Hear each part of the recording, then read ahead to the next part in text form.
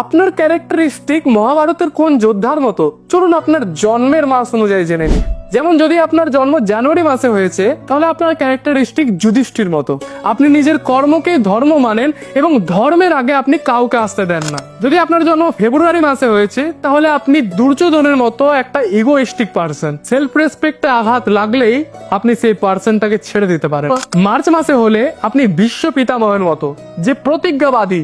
প্রতিজ্ঞা দিয়ে এরা কোনোদিন পিছু পা হয় না। যদি আপনার জন্ম এপ্রিল মাসে হয়েছে তাহলে আপনি মহাভারতের সহদেব। আপনি হচ্ছেন দূরদৃষ্টি সম্পন্ন একটা পার্সন। কোনো ঘটনা ঘটার আগে আপনি টের পেয়ে যান। যদি আপনার জন্ম মে মাসে হয়েছে তাহলে আপনি অশ্বত্থামার মতো। আপনি নিজের শক্তির ভুল ব্যবহার করে ফেলেন। যদি আপনার জন্ম জুন মাসে হয়েছে তাহলে আপনি বলরামের মতো।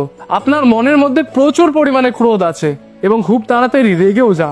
যদি আপনার জন্ম জুলাই মাসে হয়েছে তাহলে আপনি দ্রোণাচার্যের মতো এবং আপনার মধ্যে জ্ঞানের পরিমাণ খুব বেশি। যদি আপনার জন্ম আগস্ট মাসে হয়েছে তাহলে আপনি অর্জুনের মতো, যেটা একবার ভেবে নাও সেটা করেই ছাড়ো। যদি জন্ম সেপ্টেম্বর মাসে হয়েছে তাহলে আপনি শ্রীকৃষ্ণের মতো।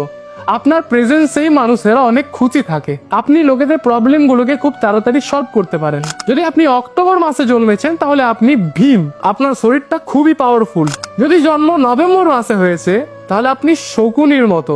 আপনার মনের মধ্যে ঘৃণাটা খুব তাড়াতাড়ি জন্ম নেয় এবং আপনার মধ্যে আমি ভাবটা অনেক বেশি। যদি আপনি ডিসেম্বর মাসে জন্মেছেন তাহলে আপনি কর্ণের মতো। আপনি নিজের জিনিসটা অন্যকে দিতে একবারও ভাবেন না। আচ্ছা, আপনার জন্মের মাসটা কি অবশ্যই কমেন্ট সেকশনে জানিয়ে যাবেন। জন্ম মাস অনুযায়ী ছেলেদের চরিত্র যেমন হয়। 1 নম্বরের মাতাল, মদ খাওয়া ছাড়া এরা কিচ্ছু বোঝে না। এরা গার্লফ্রেন্ড ছাড়া কিচ্ছু বোঝে না। গার্লফ্রেন্ডের কথায় সবসময় ওঠে আর বসে। এরা একদম কাজ করতে চায় না, বেকার বেকার।